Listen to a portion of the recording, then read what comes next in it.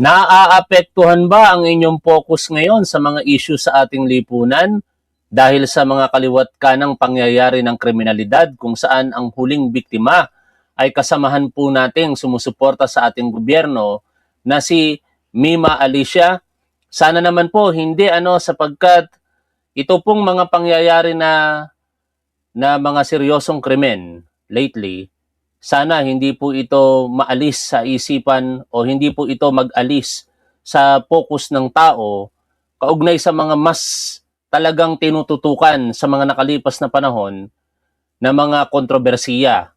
Partikular, ito pong pananagutan na hinahanap ng taong bayan kay Vice President Sara Duterte. At saka syempre, hindi rin dapat natin kalimutan yung flood control project anomalies.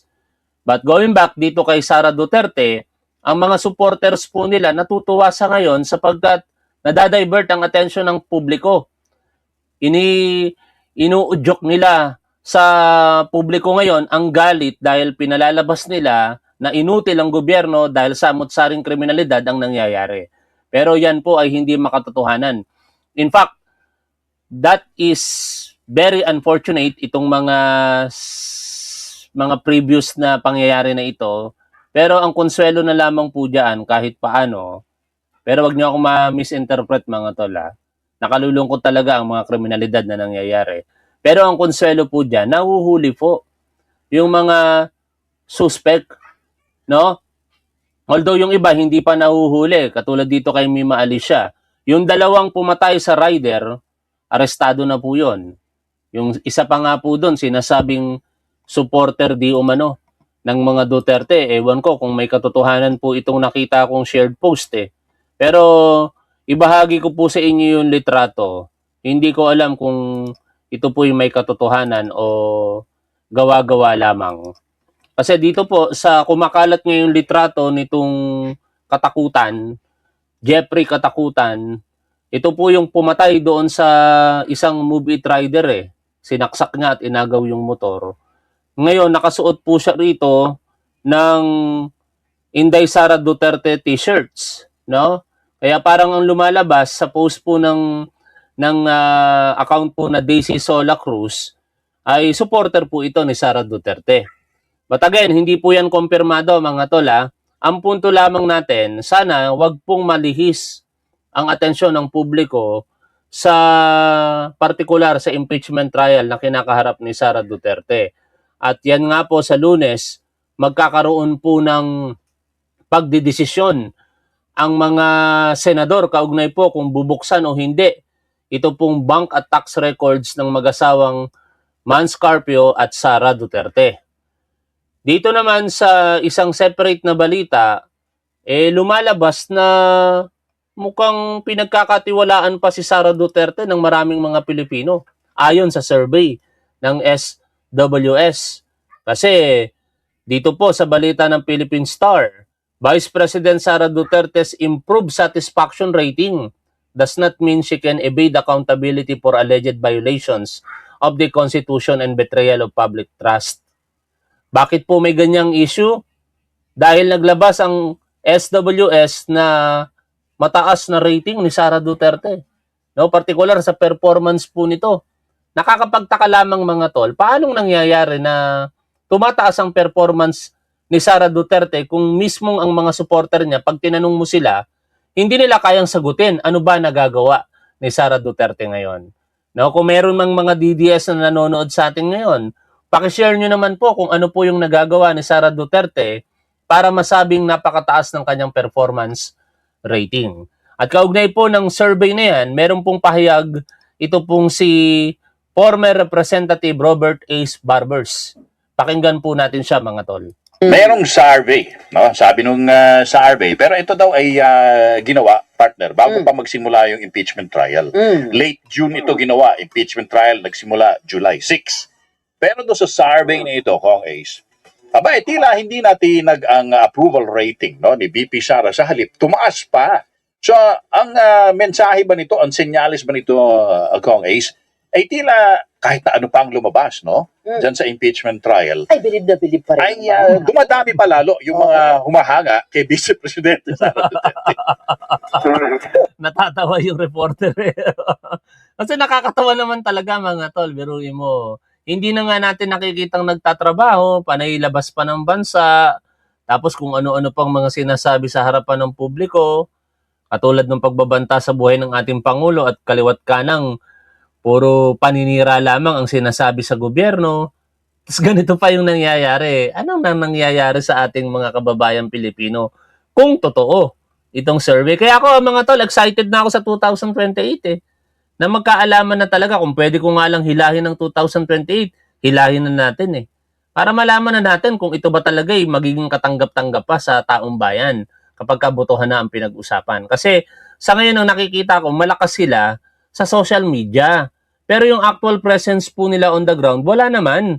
Makikita po natin yan sa kaliwat ka ng rally nila, hindi naman dinadagsa ng tao. Lagi nilang sinasabi, napakarami nila. Pero pagka nandoon na mismo sa actual na rally, iilang piraso lamang sila. No? Umabot man ng libo, hindi po ganun karami. Sa social media lamang talaga sila malakas. Kaya gusto kong matest yan sa 2028 kung talagang yan ba ay may katotohanan o wala. Well, yeah, totoo yan. Yan ang latest SWS survey na ginawa. I think it was between the period of first week of June hanggang second week of June. So, hindi pa siguro dyan pasok yung period where the impeachment trial started. Kung natatandaan nyo, Tony and Vika, July 6 ito nagsimula. That's true. At maaari, hindi ko naman tinatawaran yung score doon ni Vice President Duterte dyan sa latest survey dahil ang sinusukat dito yung trust ratings. Ibig sabihin, may tiwala pa rin ang taong bayan sa kanya. But kagaya nga ng proposal ko kanina, What is? maganda rin tingnan. Siguro it is also interesting to see kung ano na yung ratings after itong usapin sa paglilitis dito sa Senado o yung impeachment trial. Ano pang ini-expect natin dyan? Kahit matapos yung paglilitis ng impeachment trial, naniniwala ako na hindi magbabago ang resulta ng rating. No? Kasi sabi nga nila, paano kikilos ang SWS o anumang survey industry kung wala pong backing? Ano yung backing? Finance. Hindi naman makakapagtrabaho yan kung wala pong finance. Bakit sila nagsasagawa ng mga survey na yan? Sino po yung nagbabayad, nagko-komisyon sa mga survey na yan? No? Baka mas maniwala pa ako kung ang magpa-komisyon dyan, pribadong individual na magpapakilala, tapos magiging transparent yung survey, ano ba yung mga katanungan, sino ba yung mga tinanong, saang lugar tinanong, anong panahon tinanong, o kung ano-ano pang mga factors involved. Baka doon maniwala pa ako. In short mga tol, itong mga survey na ito, pabor man o hindi sa atin, kahit kay Pangulong Bongbong Marcos, kahit pabor, hindi ako naniniwala na No, last time, may pabor na survey para kay Pangulong Bongbong Marcos, still hindi pa rin ako naniniwala na doon. No, ayoko maging double standard sa paniniwala ko sa survey. Sa akin lamang, pagdating sa survey, hindi na ako naniniwala. Bakit? Napaka-imposible naman kasi masusukat mo ang kaalaman ng mga tao sa pamamagitan lamang ng pagtatanong ng 2,000 katao. Ang dami-dami po natin, milyones po tayo. Ang mga botante mahigit sa 80 million na sa kasalukuyan. Tapos magiging pamantayan mo lamang 2,000 katao. Kahit sabihin mong scientifico pa yan, ang hirap paniwalaan na talagang ang resulta ng survey, pabor man o hindi sa aking paniniwala, ay paniniwalaan ko. No? O, tuloy po tayo sa pakikinig po dito. Doon natin makikita. Kung may epekto man yung trial sa kanyang satisfaction rating, no? No, yes, correct, Tony. Hindi kagaya nga kanina nasabi ko rin na siguro mas maganda ang i-survey naman natin ay yung performance. Wag lang yung trust and popularity and acceptance. No? Siguro yung performance dapat masukat din natin yan para malaman natin na na kung sino ba sa ating mga lingkod bayan ang nagtatrabaho at satisfied ba ang ating mga kababayan o hindi. Although talagang makikita naman po natin, napakarami namang mga survey na tinitingnan din nakasentro no, sa Vice Presidente, katulad na lang din po nung isa na sinasabing maraming mga Pilipino yung gustong makita yung magiging proseso ng impeachment natin, gusto nilang matuloy itong impeachment trial para nga po siguro sila din, malaman nila kung ano mga dapat nilang i-form na conclusions. Pero kung ibabangga po natin itong dami ng mga Pilipino nais matuloy ang impeachment, sa dami rin po ng nagsasabing sila ay satisfied doon sa pagtatrabaho ng Vice Presidente. Sa palagay niyo po, pag netong nagsimula na itong impeachment ng July 6, magkakaroon ng pagbabago dito, Congressman? Well, sa ating palagay, no, kasi kung natatandaan natin, Rika, itong early first quarter of the year, nagkaroon ng isang survey kung meron bang ano ang opinion ng ating mga kababayan tungkol dito sa impeachment trial na ito, no? At mahigit 80% ang nagsabi na yan nga yung napakahirap paniwalaan, biruin ninyo. Nagbabangga-bangga yung resulta no? Sabi nila may tiwala sila kay Sara Duterte, napakataas. Tapos sa another survey, ang dami-daming gustong malaman matuloy ang impeachment trial. Tapos sa isang survey, sinasabi na malakas si Sara Duterte at sa punto naman ng kay Pangulong Bongbong Marcos mahina, pero makikita mo naman kapag ang West Philippines ang pinag-uusapan, ang taas ng suporta kay Pangulong Bongbong Marcos, no? Kumbaga sa lohika mga tol, although hindi scientific tong sinasabi ko, which is yun naman ang sinasabi ng mga survey, scientific approach daw sila. Pero sa lohika, parang ang hirap pagbanggain na magkakaiba po yung logical conclusion, no, ng mga survey. Kaya again, hindi po ako naniniwala sa anumang survey at mas gusto kong malaman ang resulta ng halalan sa 2028, if ever, na makakakandidato pa itong si Sara Duterte sa pagka-presidente. Ano bang mangyayari sa impeachment trial niya? Sa huli, either conviction or acquittal lang naman yan Pagka-acquittal lang nangyari, makakakandidato siya sa 2028. Pag na-convict siya, perpetually disqualified na siya to hold public office, either appointment or election, no? Ngayon, sa Lunes in particular, ano po ba ang mangyayari? Pakinggan po natin si Congressman Terry Ridon.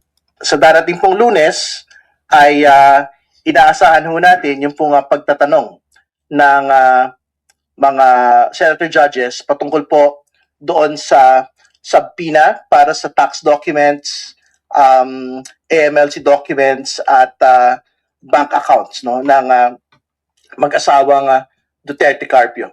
So malinaw naman po yung mga binanggit na nung nakaraan.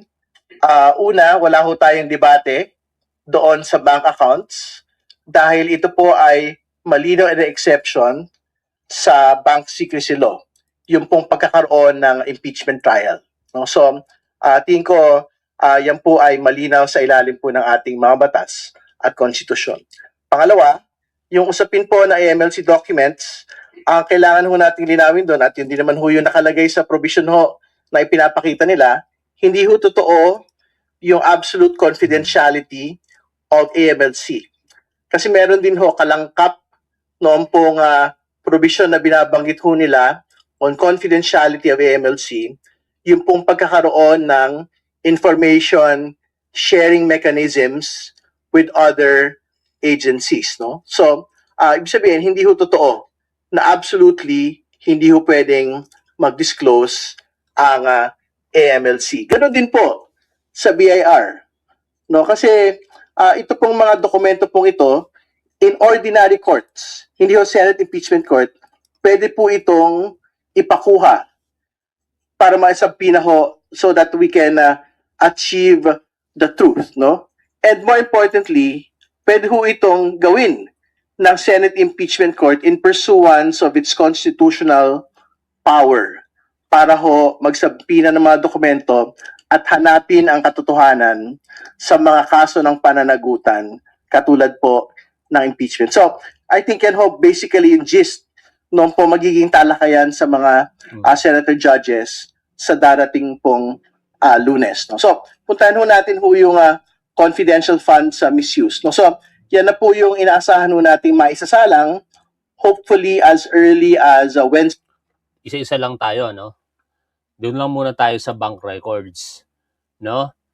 Yan nga po pagdidesisyonan ng Senado sa Lunes. Pero may mga ibang option dyan eh. Dito sa option na ito, nasa kamay daw, di umano, ni Pangulong Bongbong Marcos kung pabubuksan o hindi ang tax records nitong si Sara Duterte. At ano ang opinion dyan nitong si political pundit, former Secretary Ronald Llamas? Sa kanyang paniniwala, bibigyan ng go signal yan ni Pangulong Bongbong Marcos. At sana ganun po yung mangyari. No? Kasi ang sinasabi dito, political decision daw na daw po ito. At hindi daw basta-basta ilalagay ng mga naka-permanenteng posisyon sa gobyerno, yung mga BIR, for example, personnel, yung kanilang kinabukasan sa alanganin. Kaya ang dapat mag-decide daw po dito talaga, ultimately, si PBBM. After all, kapag ka nag-decide si Pangulo dyan, linis na ang kamay ng mga nasa ilalim niya. Kung politically speaking, ang may pananagutan na sa taong bayan, either pabor o hindi, ay ang ating Pangulong Bongbong Marcos. Ngayon, ang tanong, yan ba ay papaboran kaya ni Pangulong Bongbong Marcos? Sa paniniwala nitong si Llamas, oo, pakinggan po natin siya mga tol. Will the President order the BIR records of the VP who's now on trial for impeachment at the Senate? I think so. I Why? think so. Why? Dahil, naging Why? proseso kasi last time, ang Kongreso ang nagbigay sa Senado ng green box. Sinasabi ng Senado, dapat kami magre-request niyan as an impeachment court. Kaya pinasoli nila sa BIR, di ba? Sila ngayon ang magre-request at dahil ang boss ng BIR, yung presidente, executive, then the executive will give the go signal. Parang yun yung tamang ruta. Is that the Oo. only way it can be opened? Hindi ba pwedeng mag-rule din, mag-vote ang senators? Yes, majority. Kung Yeah. halimbawa, may kumontra, mag-request, pagbotohan natin yan. Hindi pagbobotohan. So the motion will be to request the President to order the BIR? Ganun ba? Hindi ko alam kung ganun or to request the BIR, request na to ng Senate at sa impeachment court, yung BIR magtatanong ngayon sa highest official ng executive. Dahil sa executive So in kasi the end, it will still fall on the Yes. desk of BBM. yes, in a way. No? And Yung BIR kasi magsisigurado yan eh. Papadalang marami on our own. Eh, hindi sasabihin napaka-controversial. political Of persecution. course, no? Lagi naman sinasabi. kung yun lagi In ang short consider- mga tol, na kay Pangulong Bongbong Marcos yan. No? And I hope, pagdesisyonan ni PBBM yan, pabor, para sa taong bayan na mas nakakarami. Kasi ang ayaw pong pabuksan ang bank at tax records ni Sara Duterte, mga Duterte supporters, hindi naman po sila majority ng mga Pilipino eh. Kasi kung majority ng mga Pilipino, mga Duterte supporters, at kung ang pagbabasihan din nila, yung ipinagmamalikan na lang survey, eh, dapat mas marami yung mga ayaw na matuloy ang impeachment. Eh bakit mas marami ang gustong matuloy ang impeachment kung survey ang pag-uusapan? Ngayon, balikan po natin ang naging argumento ng prosecution para po buksan ito pong bank records, tax records ng mag-asawang Sara at Mans Carpio. As earlier agreed in yesterday's proceedings, the prosecution will be given 15 minutes for their chief arguments. Likewise, the Forward. This honorable court, may it please the court. Simple lang po ang isyong kinakaharap natin ngayong hapon na ito. Pero napakabigat. Bubuksan ba natin ang pinto ng katotohanan o haharangin ito? Ang hiling ng prosecution ay mailabas ang buong katotohanan so that this court may know the truth, the whole truth, and nothing but the truth, and make its decisions based on that. That is why we have requested the issuance of subpoena duces tecum for the bank records, tax records, and Anti-Money Laundering Council reports relating to Vice President Sara Duterte and her husband, Attorney Mans Carpio. Sa pamamagitan nito, may lalahad ang buong katotohanan tungkol sa mga alegasyon sa Article 2 ng Articles of Impeachment. Una, na pinayaman ni Vice Presidente ang kanyang sarili ng labis-labis sa kanyang legal na sahod at lehitimong kita bilang isang lingkod bayan. Pangalawa, na meron siyang mga ari-arihang hindi dineklara sa kanyang Statement of Assets, Liabilities, and Net Worth. At pangatlo, na habang siya ay nanunungkulan Makasingit lang. Yung non-declaration ni Sara Duterte ng mga properties niya, hindi po yun maikakaila. No? At mali po yun. Sapagkat lahat ng property ng isang taong gobyerno, dapat idedeklara mo yan sa iyong SALN. Ano ba yung tiyak na property na hindi niya dineklara? Yung mga baril niya mismo. No? At ito'y publicly available. Yung information na yan. Binalita po yan ng Rappler at merong mga evidence doon mula mismo sa Firearms and Explosive Office kung ano-ano ang mga uri ng baril nitong si Sara Duterte. Kung hindi tayo nagkakamali sa pagkakatanda, mahigit 20 piraso ng mga baril na meron itong si Sara Duterte. Ang halaga po niyan, milyones din. Hindi niya dineklara sa SALN. Mali po ba yon? Mali po yon. At isa yan sa mga matibay na ebidensya na maaari nating makita kinalaunan. Although, ang pinakapunto ngayon ng ating pinag-uusapan, yung mga ebidensyang sa ngayon ay tagupa. No? Tagupa, bakit? Kasi ito ay hindi naman basta maipapakita sa publiko sapagkat yan ay napapalooban ng mga batas na maaaring pumoprotekta o pumoprotekta sa pagkakataong iyon. Ngunit, iba po ang usapin dito eh. Ito ay isang impeachment na sa pagpapaliwanag ng mga abogado ay isang exception para sa sinasabing statutory law like bank secrecy. No? Yung bank secrecy law na yan, kapag ang subject matter ay impeachment, hindi mo yan pwedeng igiit. At yon ang pinaninindigan ngayon dito nitong si Congressman Chel Jokno. And sa kanyang naging rebuttal sa depensa, binanggit niya pa nga yung pinaka-latest jurisprudence kaugnay po ng mga issue na ito. Bago lang yon 2022. Pero mamaya na po natin mapapakinggan yon. Unahin lamang muna natin itong paglalatag ng argumento muna during the oral arguments last Wednesday ng prosecution at saka ng depensa. bilang Vice Presidente, nakibahagi siya sa negosyo, directly or indirectly, kahit ipinagbabawal ito ng ating konstitusyon. Sasabihin marahil ng depensa na walang kapangyarihan ang hukumang ito na busisiin ng mga bank records, tax records at AMLA reports ni VP Sara.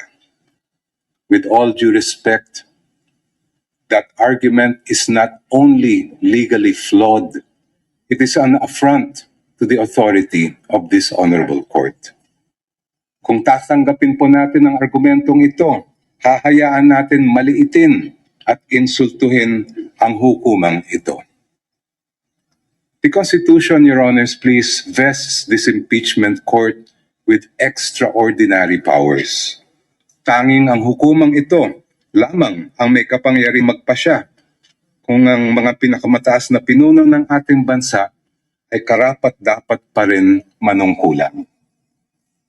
Because this power comes directly from the Constitution, no one, no person, no law, no administrative rule can limit or supersede it. I repeat, nothing and no one can handcuff this court's power to try and decide this impeachment case. Kahit ang bank secrecy law po ay sumusunod at tumatalima sa impeachment court. Alam nyo mga DDS, wala naman kaming pakialam kung kayo yung mga Duterte supporters. No? Iboto nyo si Sara Duterte, so be it. Ganun lang kasimple yon. Kung gusto nyo si Sara Duterte, gusto nyo. Ayaw namin, mapipilit nyo ba kami? Ganun din naman hindi rin naman namin kayo mapipilit na gustuhin ninyo ang mga ayaw kay Sara Duterte. So, nasa demokrasya tayo. Ang problema lang kasi sa inyo, mga DDS, ang ugali ninyo, katulad ng pag-uugali ng mga Duterte. Kapag hindi nyo kaayon sa inyong paniniwala, lumalabas yung pagkatao ninyo. Katulad ng nangyari kay Mima Alicia. Dapat, kung ikaw ay normal na tao, umiiral yung humanity para sa'yo. Regardless, kahit galit ka sa isang tao pagka unfortunate ang nangyari, in that case, pinaslang siya, hindi mo yun dapat ikinatutuwa bilang tao. Kaso lang, ang tanong, tao ba ang pag-uugali ninyo? Kayo makakasagot niyan. Sige nga, sagutin nyo nga ako, mga DDS, tao ba ang pag-uugali ninyo? The law explicitly states, and I quote its pertinent portions, all deposits are hereby considered as of an absolutely confidential nature, except in cases of impeachment. Walang kaduda-duda, may karapatan at kapangyarihan ng impeachment court na pusisiin ang mga bank records ni VP Sara. Hindi rin po hadlang ang Data Privacy Act. The law itself affirms that confidentiality shall not apply, and I quote, should the personal information be needed pursuant to a subpoena duly issued. Muli, walang kaduda-duda. May karapatan at kapangyarihan ng impeachment court na ipasubpoena ang mga dokumento ni VP Sara Duterte. Pero sabi po ng kampo ni Vice President, irrelevant daw ang mga bank records, AMLAC reports at BIR records. Lalo na daw yung mga transaksyon na nangyari bago siya umupo bilang pangalawang pangulo dahil wala raw itong kinalaman sa kasong ito. The prosecution respectfully but vehemently disagrees. Ayon sa report ng Anti-Money Laundering Council na sinumite sa Committee on Justice ng House of Representatives, the financial activity of Vice President Sara C. Duterte increased significantly starting 2007 when transaction values surged to 208.15 million pesos. According to this report, which is marked as Exhibit P-2-7-8, I quote, financial movements intensified between 2009 and 2013 with consistently high totals exceeding 400 million pesos, including notable peaks in 2009, 704.93 million pesos, 2010. Ay, sorry. Mapapasana all ka na lang talaga, no? Na sana successful sa finances. Kasi yun yung nakita natin dito kay Sara Duterte. Pero mo, ang bilis ng pagyaman. Samantala, Vice Mayor, Mayor, and lately, Vice President. Ngayon, kung may mga negosyo, doon na yun sasagot. No? Kung ang pangangatwiran nila, kaya yumaman si Sara Duterte dahil sa mga negosyo, at wala naman silang tinatagong mali, ipakita na lamang. Hindi na yan dapat tinututulan ng depensa kung tutuusin Kasi, kung tutuusin, sampal pa nga ito sa prosecution. No? Like for example, ako, nagbabayad ako ng buwis. Tapos, sinasabihan ako na hindi ako gagawa ng tama. No? Nagpapayaman ako ng bintang sa akin ng mga DDS, bayaran. Sa mga pamamagitan na yon ng mga dokumentong magpapatunay na either tama sila o ako naman ang tama, makikita doon sa mga dokumento. To the extent na kahit ipahalugog ko bahay ko para lamang mapatunayan na wala akong tinatagong yaman. No? Yun ang mga puntong hindi kayang gawin dito nitong si Sara Duterte ng kanyang depensa. Ang magkusa na ipaalam sa publiko o dito sa korte na ito yung mga records ng aking mga lehitimong negosyo. Ito yung mga taxes na binabayaran ko na kapag kinumpute nyo yan, logically, ang conclusion, tama doon sa idineklara kong yaman. Bakit hindi magawa ni Sara Duterte? Simple lang naman kasi mga tol. Baka merong tinatago. Ang tanong, ano yung tinatago? Pwedeng legal, pwede namang illegal. Pero kapag nagkakaroon ng kontrobersiya, ang itinatago mong legal, kaya mong ipakita sa tao. But definitely, ang illegal na ginagawa mo, hindi mo yang kayang ipakita sa tao. Ganun ba meron kay Sara Duterte? Sana mali tayo. Kasi yun ang paniniwala ko. Hindi nila mababago ang paniniwala ko. And perhaps paniniwala nyo na walang maling ginagawa si Sara Duterte kung sila'y magtatago lamang sa likod ng mga teknikalidad. Kung sila'y magkukubli sa mga batas na poprotekta kay Sara Duterte para lamang hindi maipakita ang katotohanan sa taong bayan. Bilang isang nagsasabing malinis ka at wala kang ginawang mali, hindi na nga dapat kinakailangan pa ng mga proteksyon ng batas na yan, kung tutuusin. Sabihin mo lamang sa iyong mga tagapagtanggol na abogado, o pumayag na tayo, buksan nyo na ang lahat ng mga records ko at ipagsasampal ninyo yan sa mga mukha ng mga nag-aakusa sa akin sapagkat wala akong ginagawang masama. Pero, again, hindi yon kayang gawin ni Sara Duterte. Same way, with these Duterte supporters, hindi nila kayang hamunin si Sara Duterte na gawin yon.